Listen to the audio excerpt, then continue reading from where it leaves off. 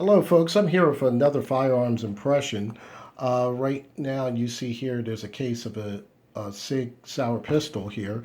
Back in the early 1990s, a friend of mine, a good friend of mine, back then, he and I would go to the range and we would fire his Sig P220 and 45 ACP, and also his P226 and 9 millimeter.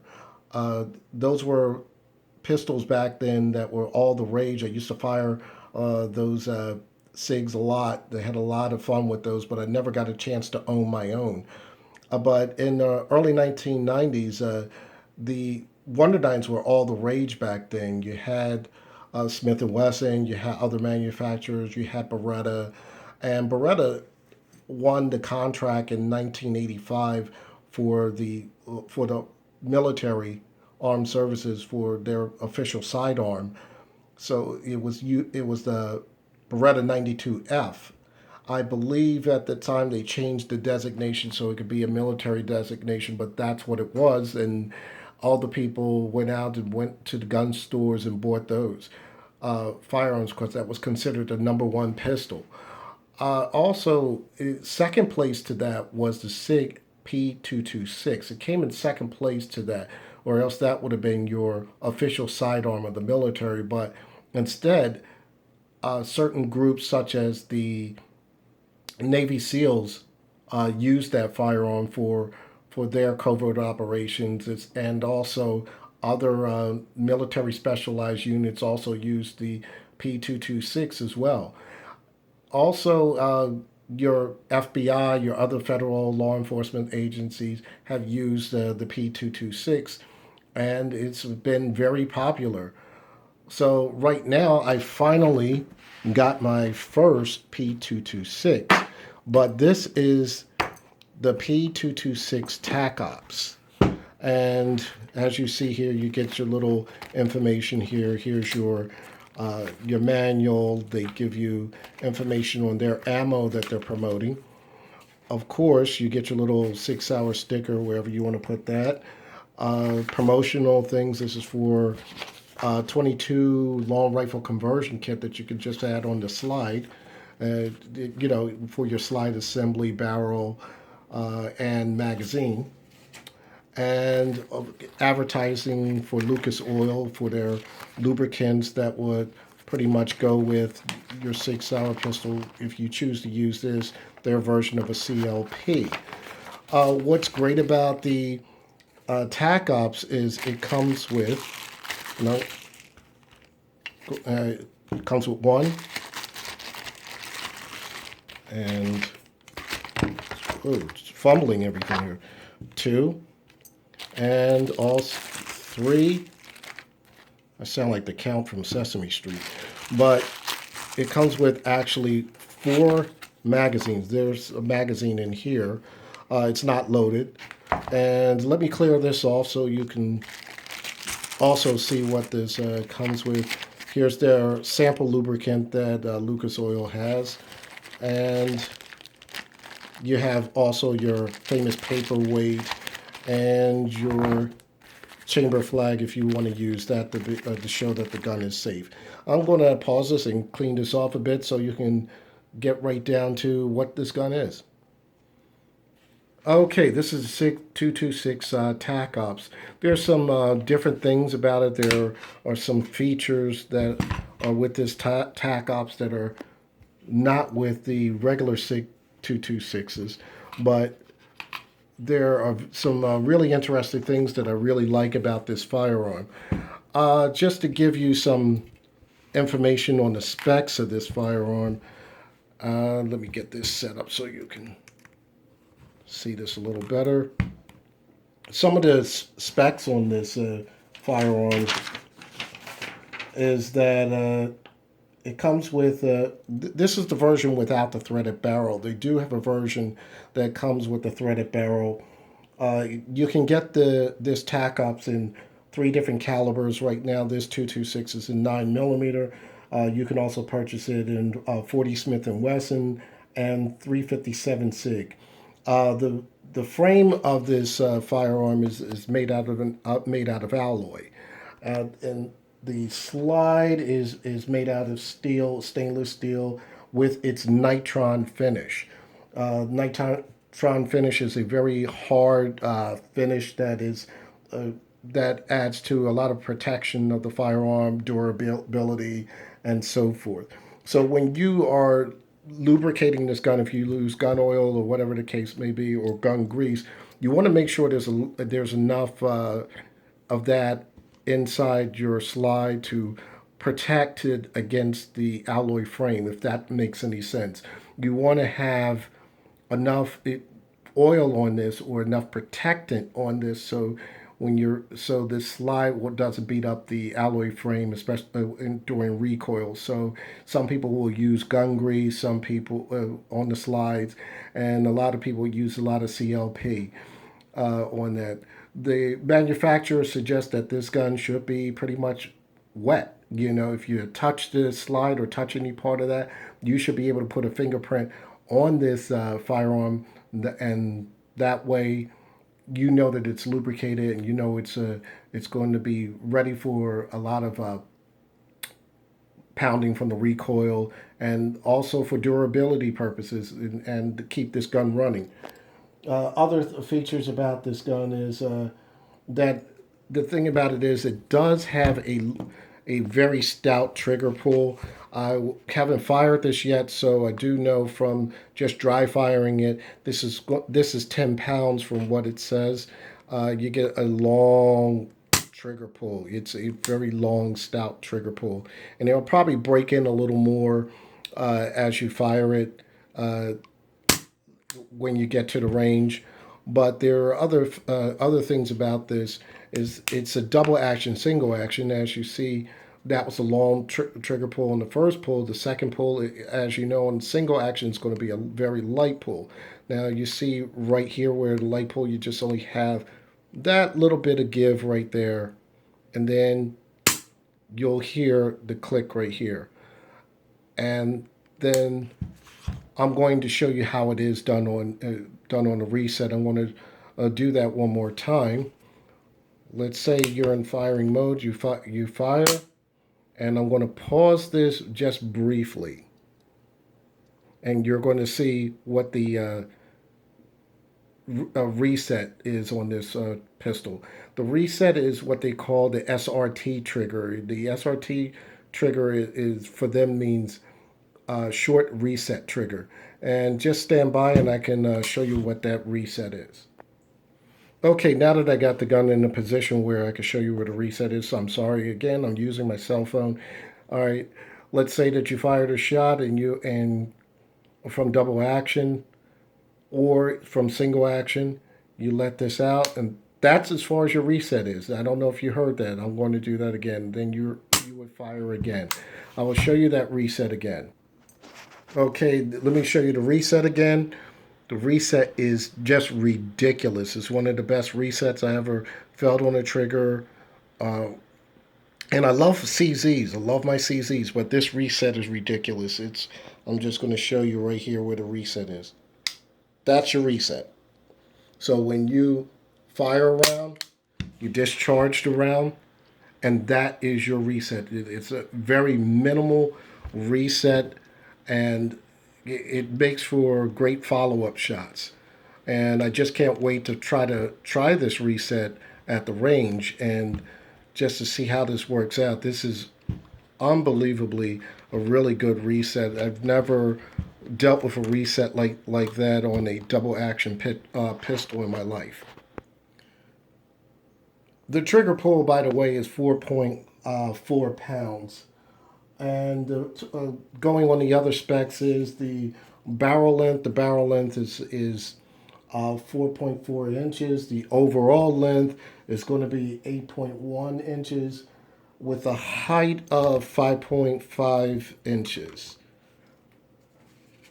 And because this has an alloy frame, the alloy frame puts this at 34 ounces. Some of my 1911s are roughly 40, 42, or 42 ounces, give or take, whether you are using a Kimber or a Springfield Armory. But I think that's the reason why that it's the weight is where it is. A couple of features that you need to know about on here is what I like on this.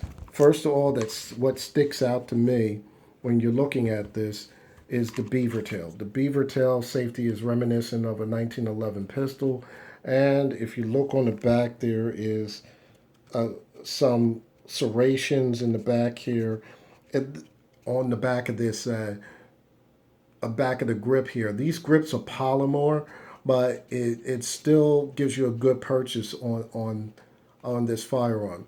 The polymer grips are like a one piece, and it's beveled, so it can work like basically how 1911 some people put magazine wells, so this works like an extended magazine well itself, and that's one of the features I like about this. And it just fits right in, and it allows for easy loading and unloading of the firearm. When you look on the front, there's front strap checkering over here. I don't know how well you can see that, but there is front strap checkering, and hopefully this camera will focus.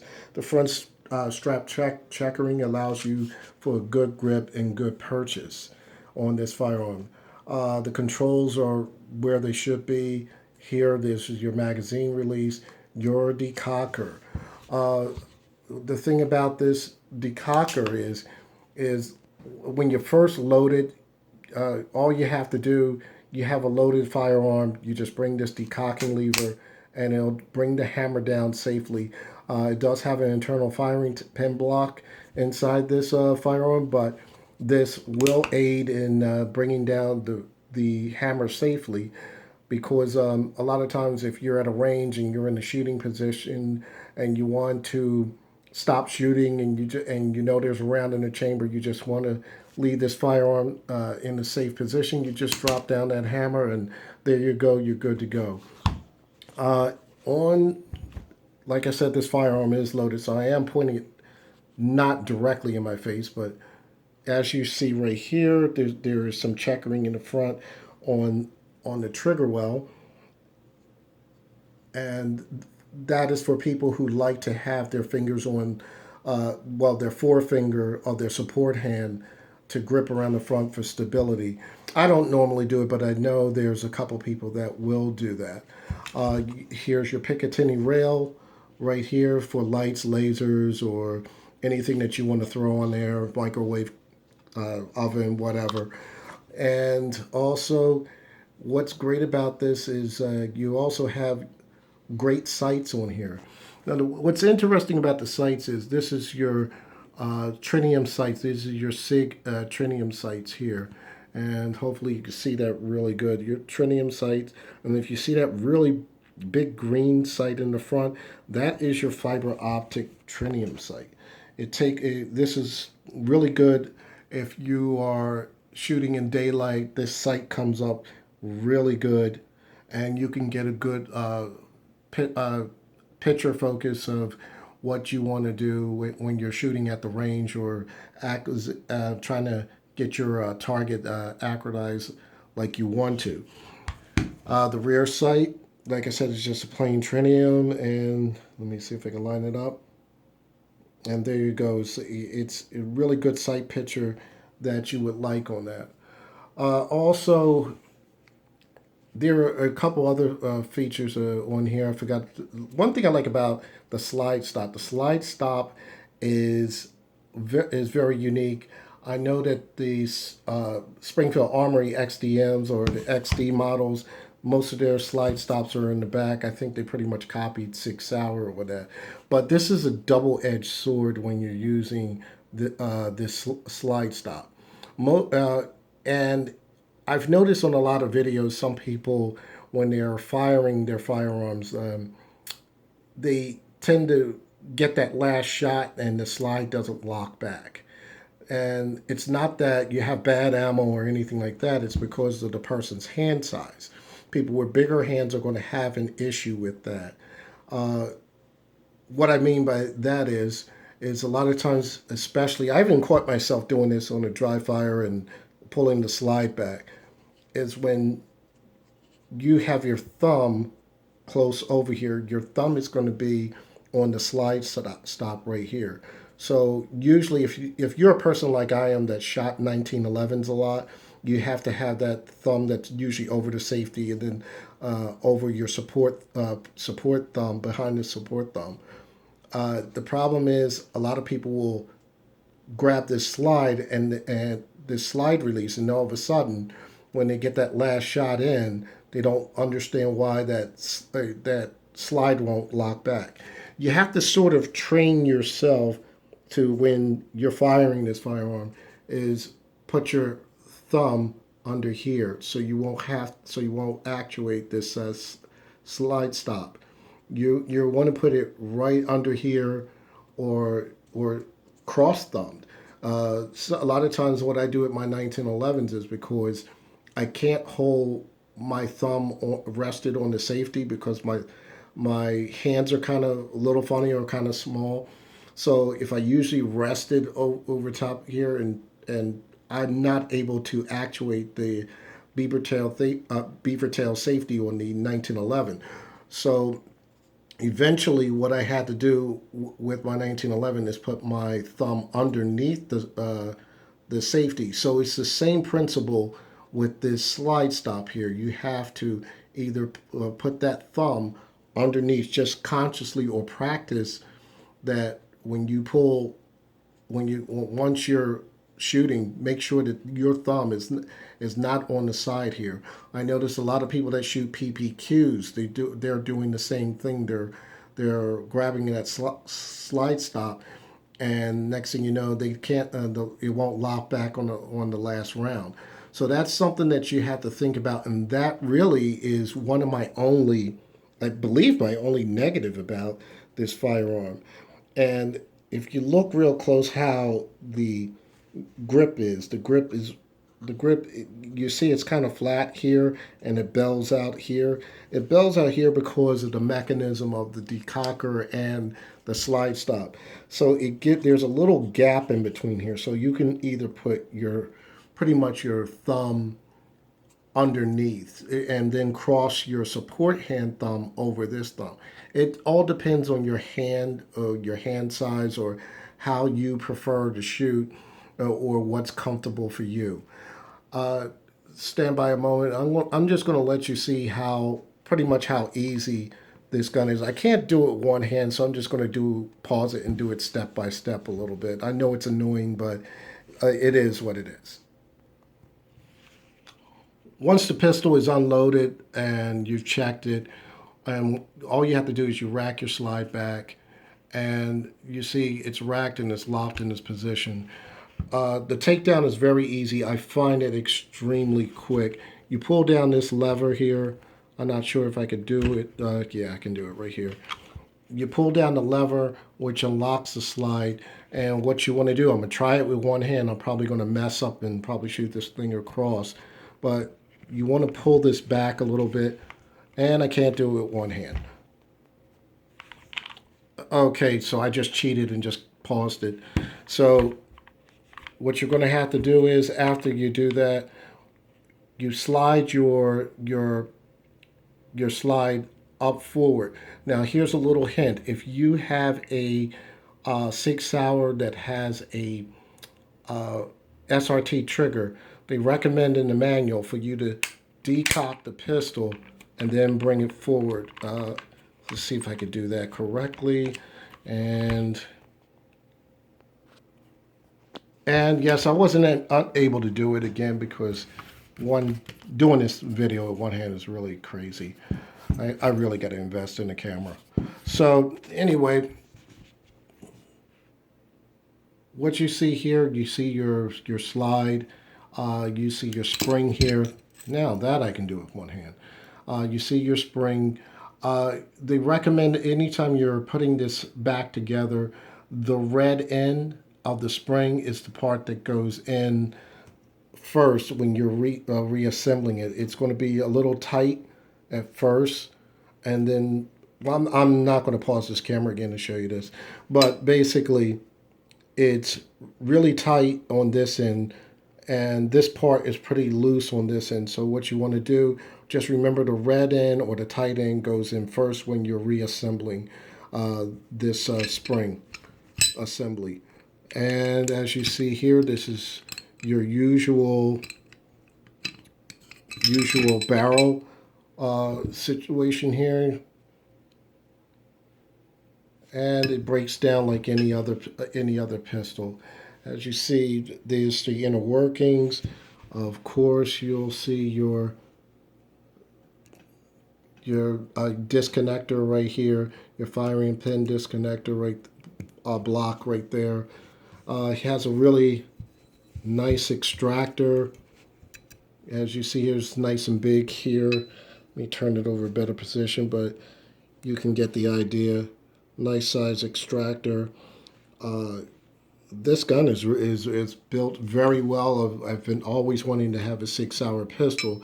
Very well constructed, and its reputation for being one of the firearms for special units, Navy SEALs, and federal agencies. And here, as you see, there's nice trigger assembly setup right here. You can see the inner workings in here, if this will focus pretty well.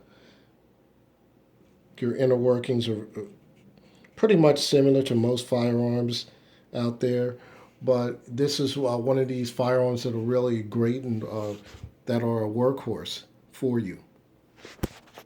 Okay, I reassembled the pistol again.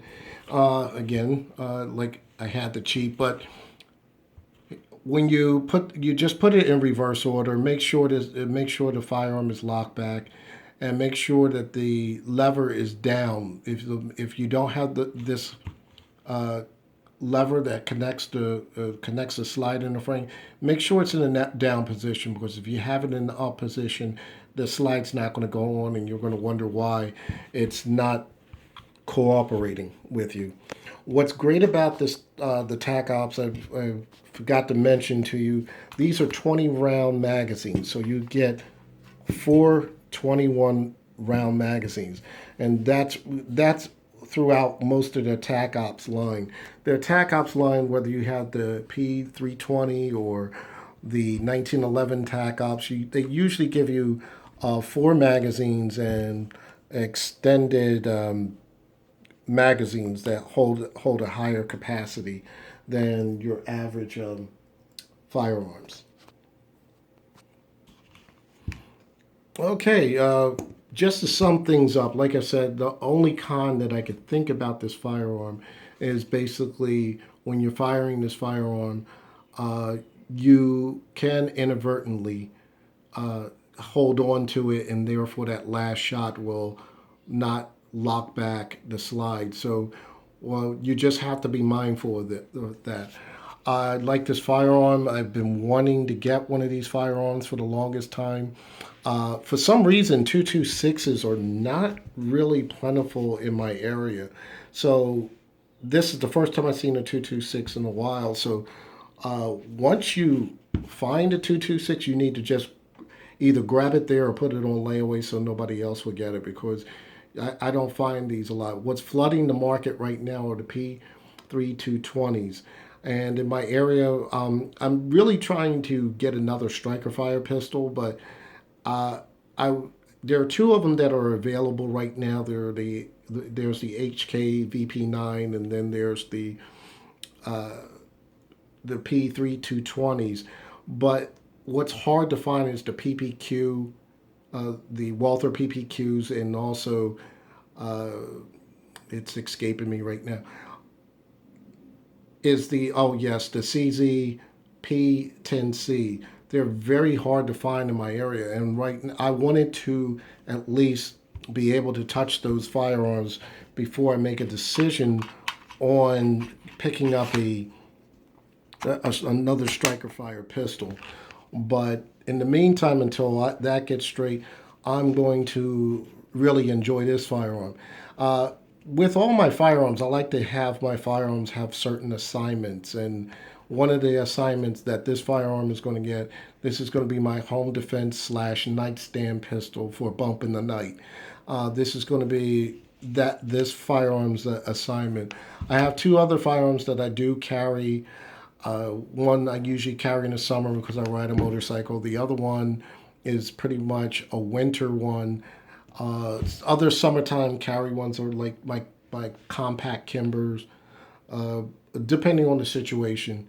But this is going to be that intermediate firearm. This is going to be the one that you could use for home defense. And like I said, back when we used to carry full size guns this heavy, uh, uh, for concealed carry, and it can be done with the right amount of clothing, and whether you're going to be disciplined enough to carry this and dedicate yourself to a size pistol like this.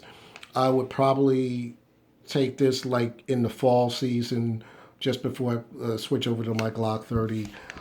So, like, there is such thing, and there's a gun for every season. Most of my other firearms I just use for target range practice, range shooting, enjoyment, that type of thing. But when you're dealing with a firearm like this is a firearm that you can be dedicated to as your personal protection thing for your home. The CZs are also great. A lot of people like to compare, and to me, in the double action, single action market, I think it's very hard to beat a CZ. And really, I believe it's very hard to beat a CZ. But this SIG firearm is, to me, second to the CZ in that regards. Uh, the other thing is, sometimes it doesn't matter who's first or who's second. It's how you use it. So with that, I want to say thanks for watching. Thanks for putting up with all the fumbling with the camera. And happy shooting. Take care. Be safe.